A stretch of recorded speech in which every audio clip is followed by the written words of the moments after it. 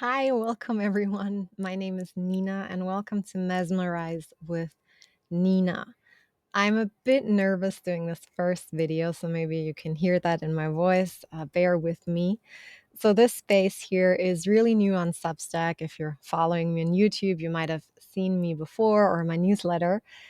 And as the title suggests, I want to create a space here where we can become mesmerized with life again. And that means honoring our own stories and our own imagination again. And that not in a way of fleeing from the world, but in a way of being very, very present with the world and very present with the stories that we hold, that this world holds, and the power that we create through the stories that we tell ourselves and that we tell others. Because life is just this jumble of seemingly random events, and it is the narratives that we stitch to, or the narratives that we use to stitch them together, that really create meaning in the world or in our own worlds. And so I feel it is an act of power when we reclaim our own stories and when we become very conscious of these stories that we tell ourselves and the stories that we share with the world. And one way for me, when life is very random or I feel lost or stuck, to find my grounding again, to connect to that thread, to my story again, is through the use of imagination and creative imagery. And one way to do that is through tarot and oracle cards.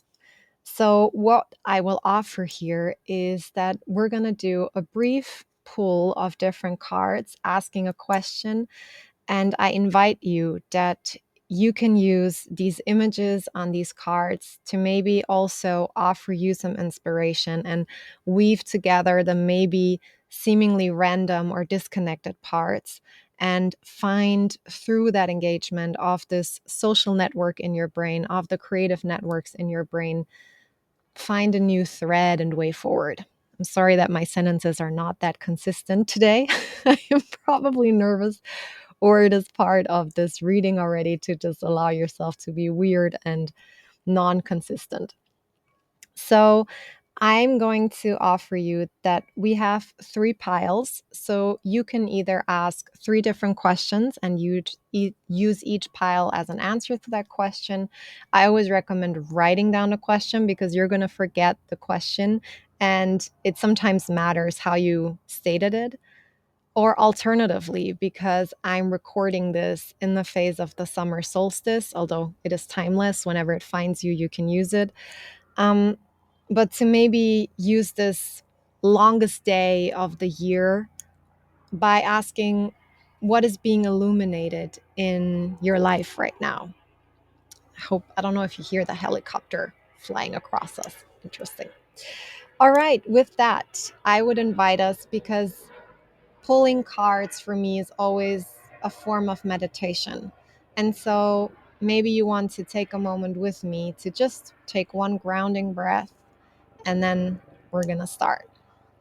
So if you'd like, you can close down your eyes or keep them open wherever you are. Maybe just noticing the body softening a bit.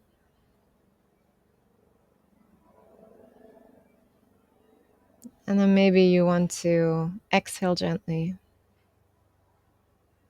allowing an inhale to flow in and allowing a deep exhale to happen.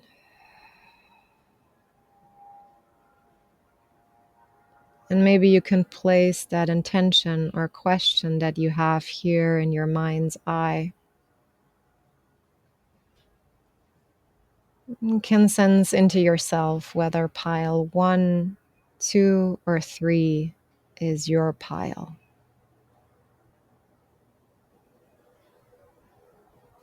And then whenever you're ready, you can maybe take another deep exhale and open your eyes again. All right. I will provide timestamps down below, so where you can find your card, and we'll start with pile number 1. I also list down below where the beautiful cards are from that I'm using to also honor these creators of these cards. And so pile number one, let's see what's being illuminated in your life right now. And so the card that shows up for you, ooh, relax. You can always take a picture. So what I love here, or I mean, the message is very simple here, right? And I love simplicity. And so probably there is one message around the simplicity for you, because the idea that I immediately had was that relaxation is not something that we can take for granted. Relaxation is not a childhood state. Our nervous system does not relax naturally. It's something that a little child needs to learn from their caretakers. So the nervous system of the caretakers needs to also relax and offer this communication of safety, so that the part of the child's nervous system, the vagus nerve, gets myelinated. That's the name for it. So that it gets built up, so that the child develops the ability to relax.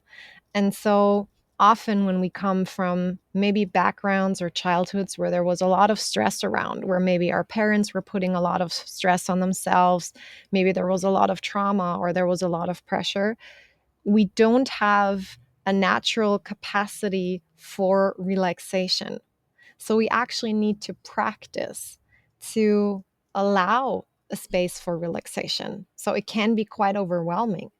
And maybe you can just notice, without even having to go back to your childhood, how much space is there currently for relaxation in your life. And not in a sense of, oh, you have to relax, but more as an offering. Maybe there are certain places where you can let go of control and where you can relax. And relaxation does not necessarily mean not doing anything. It is also the intention that you use to do something, right? So, for instance, when I write something for a post or I do this video, I can make it with pressure and stress and saying, I have to prepare something, I have to post this, it needs to be perfect. Or I can relax into it and start by saying, hey, folks, I'm really nervous. This is my first time. I really want to try this, so bear with me. That is one way for me to relax into this, or taking a breath to ground in the beginning together, because I feel we're in the space together. And so, yeah, so there's maybe the offering on the one hand that you bring this intention of relaxation or joy to what you do, maybe that allows you to cancel out a few things. And then on the other hand, allow the relaxation to also feel like this, not in a sense of forcing it or having to be performative again. A lot of us, we use relaxation then for self improvement, as if the relaxation needs to get us somewhere. The relaxation is it. And it can look in whatever way or form it wants to look for you. That can be reading a book, that can be closing your eyes, daydreaming, it can be writing, can be spending time with friends, it can be watching your favorite TV show. So don't get dogmatic or have too high expectations, and use it in a dosage that feels enjoyable for you. So, as weird as it sounds, but if the relaxation gets too exhausting or stressful, or you feel that tension rise up, you're invited to change something. And maybe then it's nice to move back into working or so. 1 minute of relaxation, like micro relaxations throughout the day, are so powerful, and they don't overwhelm your nervous system. Because if we then force us to relax much, much more, then it just gets too much. So, an example was, I today was extremely tired. My dog was going through surgery. Fortunately, everything went well. And I was trying to fall asleep. And I noticed I could not fall asleep because everything inside of me was just waiting for that call whether the surgery went well. And so instead of going for that, okay, this is the ideal way of how I could or should relax, I instead allowed myself to go for a relaxation that was authentic to me in that moment, which was trying a meditation, which was really nice, and then daydreaming a bit. Sometimes I use podcasts or audiobooks. So that is a way of also showing up authentically and making relaxation our own, experimenting a bit with in what state does what help me. And my hypothesis is actually that you have a bigger ability now to play around with that relaxation than you used to. So there is maybe also something new for you to learn about yourself when you allow yourself to, maybe instead of focusing on productivity or doing something perfectly or whatever your usual intention might be, or maybe the next step, it is maybe rather making it enjoyable right now, making joy or relaxation the focus and making this your own. I hope you enjoy this pile number 1. So happy experimenting with relaxation. And on to pile number 2. Okay, hello, pile number 2. We are pulling a card for you. What is being illuminated? Oh, aha, I'm mixing all of those up. And that is maybe already your cards. Maybe then it's 2 because we're mixing here. So we have the card White Light. And I'm looking the time at the timestamp I looked at, it was actually 11:11. And then we have here Mindful. And I have Tranquility. So for pile 1, I pulled only one card. But I think yours is, with the 3, very obvious. We have White Light, Mindful, and Tranquility. And the interesting thing was when the White Light showed up, I'll show it again here, something inside of me was almost hesitant to show it, of saying, oh, that's such a more spiritual card. You know, it's much more of a symbol than it is maybe with a concrete word like tranquility that is very graspable, versus White Light that invites the unconscious. And that's also something that I was looking at when I looked at the moon. So I almost feel what is being illuminated is something that pertains, as in yoga we would say, to the subtle body, so to this energetic life that you have. And when we speak of this energetic life, right, that can be anything. For some of us, this is maybe a spiritual energy that we connect to, in the sense of it's something with the universe, it's something specifically where we have a name. For some of us, our spirituality is intertwined with our religion. And for some of us, spirituality is around nature. It's spirituality in its essence is about having something bigger than ourselves that we believe in. And with White Light, I almost feel that this bigger thing that's grander than you, that this almost wants to express through you. And the way how that happens is through tranquility and through mindfulness. And with that, I feel there is an invitation to silence potentially, or to meditation, or your way of meditation, right? Maybe your way of meditation is a form of presence. So that's for me the mindfulness. It's where can I start discerning the chatter of my mind and notice again, who am I? Where is my light? Versus where is the light of the others? And so one assumption or idea I had also with White Light was maybe your purpose or your calling, or something that is really meaningful to you, that is being illuminated as it really wants your attention. And in order to tend to this, it is not about currently doing, and forcing, yet the quiet moments, these moments that offer you that discernment of what is me, what is the world, and how is this connected? These are the moments that you are invited to honor and bring in now. So these are my thoughts here. Let me know if that resonates in the comments also, please. So this is that pile number 2, and I'll proceed now to pile number 3. Okay, pile number 3. So welcome. I'm actually using a different set of cards for you. So the other two had this deck here, and you have a bit of a darker one. So maybe that is already part of what's being illuminated. So the fact that you're different, but not in a sense of, oh, you have to be different, but more in a sense of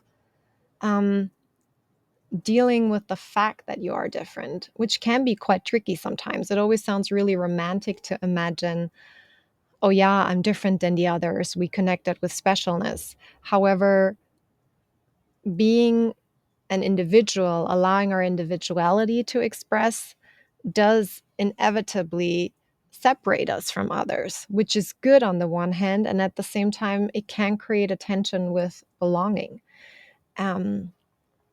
I just before had a conversation with a friend of mine around this, where I noticed there's one thing that I feel quite self-conscious about because it's different from a lot of people around me.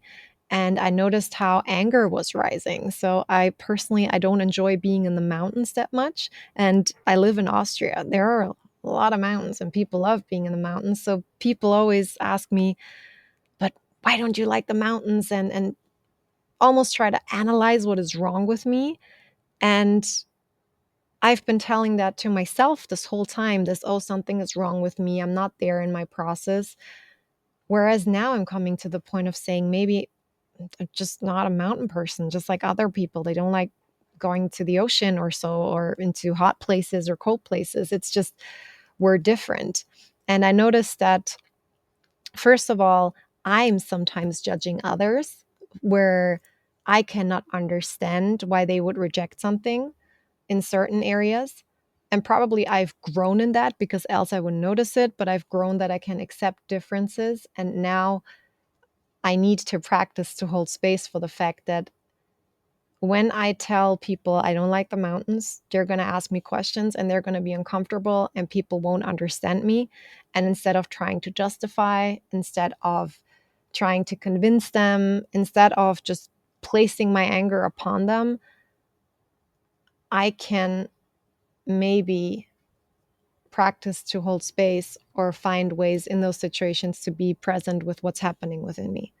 And that anger is completely justified because I am not wrong for not wanting that. You are not wrong for being different in that area. And that makes us angry. That is a very natural emotion because what does anger do? Anger also can help us to set a boundary, to separate ourselves from others. And that does not necessarily mean we need to sever the connection that we have. But oh, there's a beautiful crow flying over us. It does not mean we need to sever the connection and we can't be friends because we think differently, or we can't be family because we think differently. But that anger can allow us to say, this is me and this is you. And there is a space of relationship. And in that space of relationship, what's currently happening is misunderstanding and hurt. And how do we deal with this? And this is an unanswerable question in that sense, right? Because we can only meet that through presence. We can only be with that and say, okay, so you don't understand why I don't like being in the mountains and I love instead to meditate and pull cards and write stories that I feel pull me deeply into life and require my courage and presence instead of climbing a mountain, which also takes courage and a different kind of energy. And I feel there's an ability for you to end conflicts like these. And let's not make it about the outer conflict first. It's really about that space within us to say, what if in that moment I notice my pain? I also told my friend, I notice I'm angry. And I notice I'm projecting that anger towards you. And I'm using that energy of anger, which is, a high energy, to try to explain to you and try to get you to tell me that I'm okay. Yet when I tell myself that I'm okay, then the anger can be used to create something. And my anger in that case would, for instance, say, honestly, that's a waste of energy. Just honor it. She doesn't understand it. You don't understand her, why she doesn't understand you. And let's just do the stuff we like. Be it, instead of saying, okay, this is what separates us. That's one thing. And then the second thing is, what can we do together? So, what are things we can do together? And in that case, for instance, that friend told me about bouldering. And so I was really excited for her that she had mastered a challenge. And actually, when she had talked about it, I was thinking of my writing process and the courage it takes for me to go out into the world. So, when I connected to it, not on an intellectual level, but on a feeling level, I felt, oh, we're doing the same thing. And I could get curious about that. So, what do you like about the mountains, for instance? Would be a nice question. I didn't ask her that. I was more exploring the emotionality underneath. But that's what my anger would else point my energy towards, of saying, hey, there's a there's energy that was created through the friction. What are we going to do with that fire? Do we want to use it in the relationship, or do I want to write about this or explore it or bring it into this reading? So maybe that is a bit of an inspiration here for you of what's being illuminated. This, that you are different and you are weird, and that that sounds very romantic, but holding space for that pain and these emotions that come up, maybe also sadness, honoring that in the past, this was very sad when people could not see you or honor these differences, and they were not able, because it's super hard to be with each other when we have different opinions. And sometimes different opinions or different preferences, they can separate us. So the question remains actually what unites us and what connects us. And sometimes what connects us is the fact that we don't want to spend time together. That can be a very strong thing that can connect us and can be a unifying force, in the sense of, oh, here's what connects us. And that allows for both of us to be ourselves, because that is the separation. And sometimes the what connects us is, well, we both love being courageous. Some of us up on the physical mountains, others up on the mountains grounded on the earth. Although I'm here on my terrace, so technically I'm a bit up. So let's also look at the card that came up for you. Oh, and the card is very interesting. The Banshee. The Banshee. And I actually had this impulse of having the lowest one and the top one. And the top one is the Broom. I love that. So I'll just read the text to you. The Banshee says, heed my warning, dear child, for what I hold is far from unsung lullabies. Swallow a nail and you can expect. Now that's a bit graphic. Oh, I don't know if I'm allowed to post that content. So, but it says swallow a nail, and then, there could be, oh, I can't say that, there could be bleeding within. And I think that's a good metaphor for what we said. So the banshee, ben, is a is the Irish word for, I think it's Irish Gaelic word for woman, and she are the she are the is a fairy folk that was said to live in Ireland and are still a very powerful fairy folk there. And the banshee were dark um, these dark fairies that were grieving and keening. They had these really intense cries, or they have these really intense cries. And it is said that when a banshee cries, it's the announcement that a loved one can pass. And equally, this crying, however, is very helpful, because it helps us carry over that grief. And so, what I actually see with this message is not an omen or so, because for me, meditation, pulling these cards, is not something about predicting the future or so. So please don't take it in that sense. We're really talking about our inner lives, our inner psyche here. So what that means when we look back towards what I shared about being different, there is something that you're invited to give up, and that can be painful, right? And so maybe to tie it back to my example, I later reached out to that friend and said, hey, something is really annoyed that I addressed this topic with you. And then I noticed, oh, it's because I don't feel fully in control. I told her that I feel angry, I feel sad, and showing myself that requires courage from me in that moment. And also because I didn't have a solution for it, just saying, that's really hard for me. Um, and it's also challenging to show myself like this in a relationship, just out of control, saying it's such a minor thing and yet it hurts so much. And I feel the banshee in that case would be this acknowledgement of, on the one hand, the pain that I had, that I was not able to learn safely that I'm allowed to be different, or that people do not need to understand me, which is, I told that also to my friend. I said, this is really sad that this is what's happening, that I have a hard time allowing myself to be different, that I'm scared what this will mean. And so there is a grieving, right?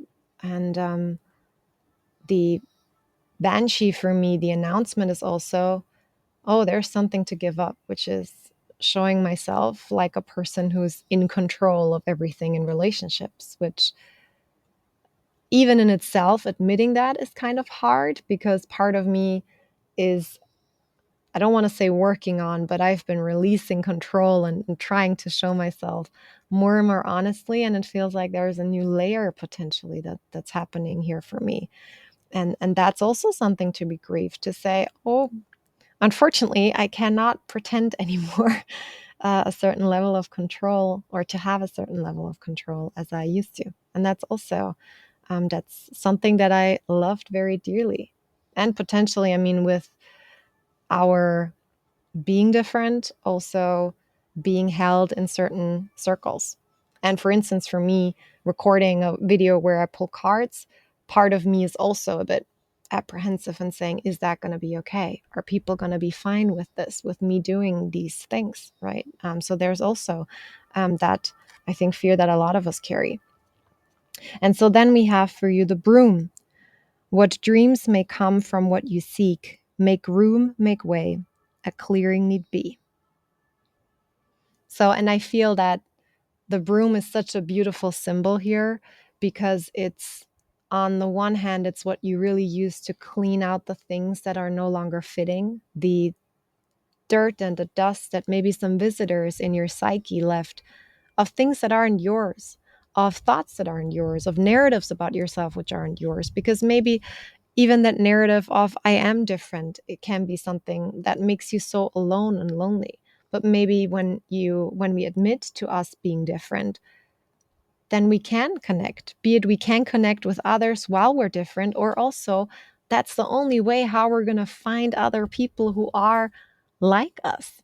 And that's also why I do these polls, because I feel it's important that we approach our problems sometimes from a creative perspective and from a playful perspective, and inviting in a creation of stories and imagination instead of only a very heady solution.